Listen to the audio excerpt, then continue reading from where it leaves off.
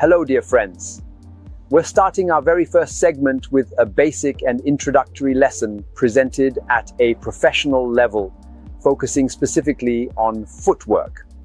That is, the stance and positioning of a boxer's feet at the very beginning, the initial stage of a boxer's training journey.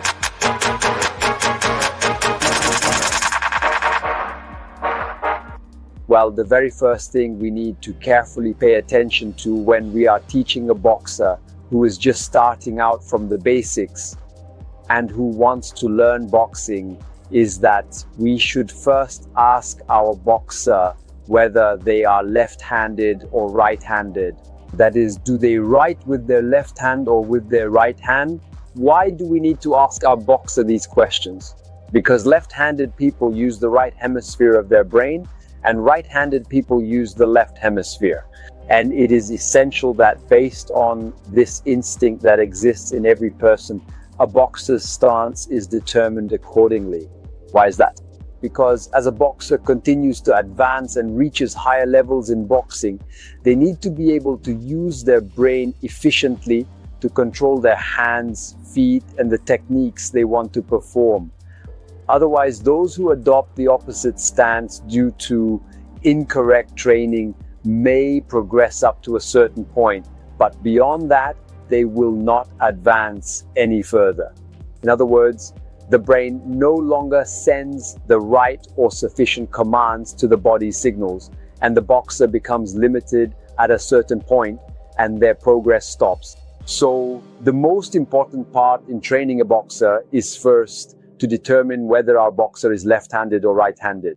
Based on that, we train our boxer on how to take a guard stance, how to footwork, how to throw punches, and how to perform the subsequent boxing moves.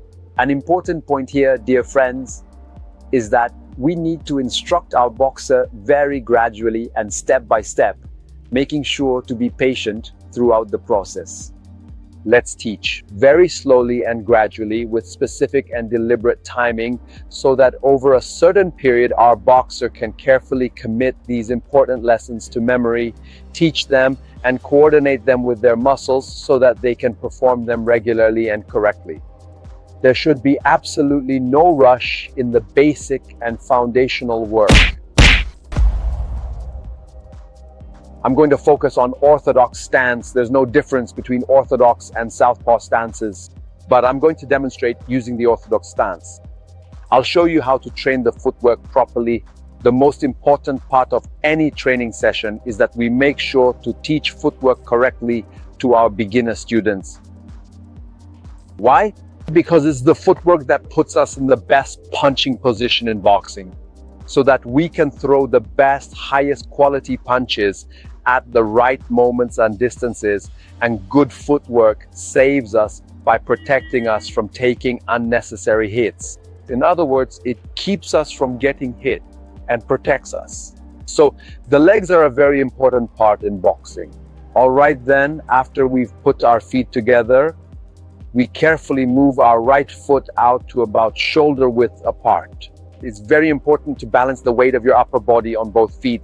Dear friends, pay close attention here. Your feet should be shoulder width apart. If I'm in an orthodox stance, I move my right foot back by the same shoulder width distance. And again, by moving my foot back, I balance my upper body, meaning I maintain my equilibrium. The weight of your upper body shouldn't be on the front foot, the back foot tilted or shifted to one side or the other. You must always maintain your balance on both feet. Now let me explain the style I'm teaching you. It's the half-blade boxing stance. That means we stand sideways. The half-blade stance is angled to the right for orthodox fighters and to the left for southpaws. Let me give you a brief explanation of its benefits.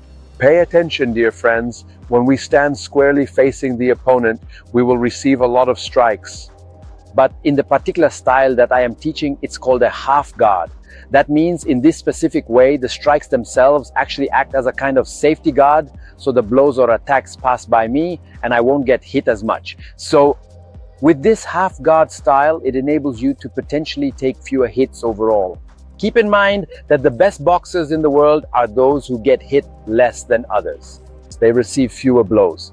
They are the successful boxers.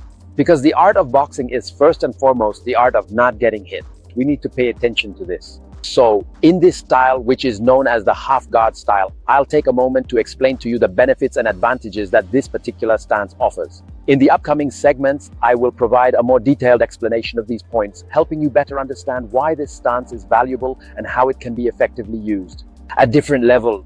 So after spreading your right foot shoulder width apart, move your right foot back by the same distance and balance your upper body weight evenly on both feet. Now, as we said, we don't stand straight up. In the half guard, which is also called the angled stance, we position our feet so that they are not straight ahead, but instead are set at a noticeable angle to the right, just like this. This angled position helps us maintain better balance and prepares us for movement in different directions. Keep in mind that an imaginary line should run from the tip of your front foot to the heel of your back foot, just like this. That means you should always imagine that there is an invisible line between your feet, just like this. When I set my guard with my feet, I am always aware of this imaginary line.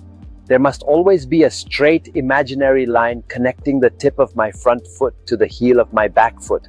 This line helps you keep your stance correct and your balance steady, making sure your body is aligned and ready to move. The feet should be aligned one behind the other. That's not correct. This is a complete mistake because it causes imbalance and will create flaws in my punching and movements. So there is an imaginary line between my feet. Balancing the upper body weight on both feet is very important. Why? Because we absolutely have to balance our upper body weight.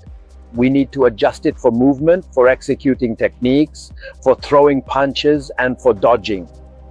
The more unbalanced our upper body weight is, the lower the quality of our boxing will be. And I'm explaining all of this in general terms.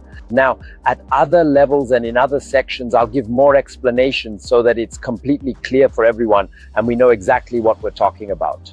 So now there's an imaginary invisible diagonal line right here in front of me, which you can slightly picture. That means me. My straight line is here, facing forward, but I'm standing at an angle. Now I've turned my feet at an angle. I've also turned my upper body to the right, just as much as my feet. For now, my hands are on my legs, but my head, my face should be facing forward. That means when I put my hands on my legs, I distribute the weight of my upper body onto both legs. When I bring my front hand straight up, my shoulder should come next to my jaw, like this.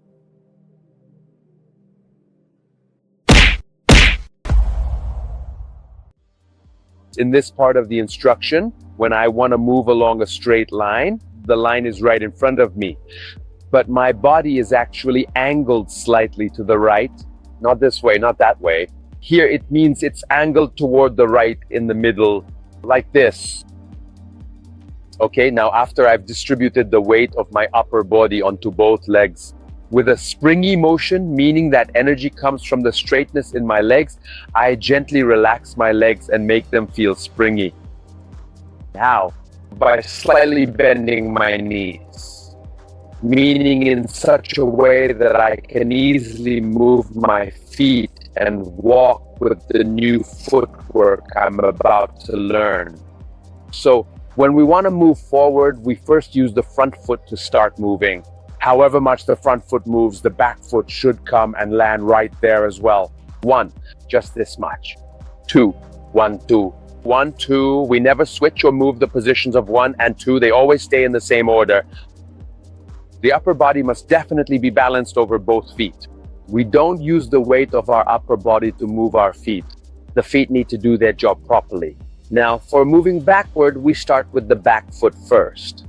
1, 2. 1, 2, 1, 2, now forward. 1, 2, 1, 2.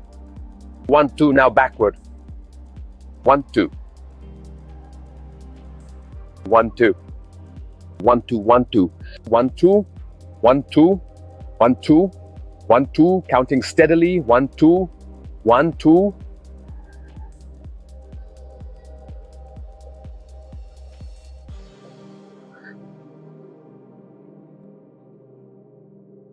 Balance your weight evenly between both feet by distributing your weight equally on both legs. When I start moving, I stand on the soles of my feet, For boxers who are just starting out and are learning, it's important to be on the soles of your feet. But when you want to start moving, how should you move? On the balls of your feet. We move and stop with the balls of our feet. 1, 2, meaning we start with the balls of our feet. For the first movement, 1,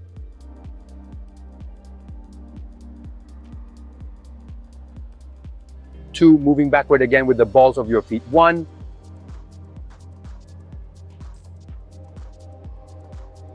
2. So the stance we've carefully taken on our feet, you should not twist your upper body at all. That means you start the usual footwork just like that.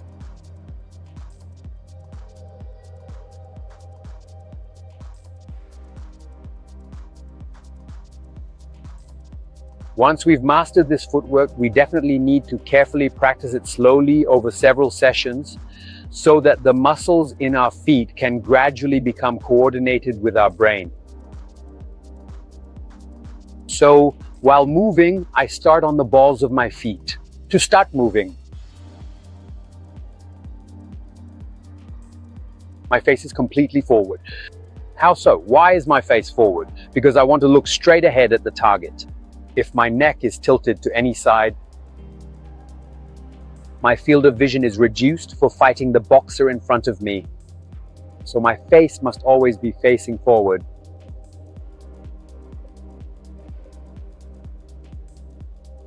So the explanation I gave about moving a boxer's foot forward and backward and the stance of a boxer's foot at the beginning is the start of the training for a boxer.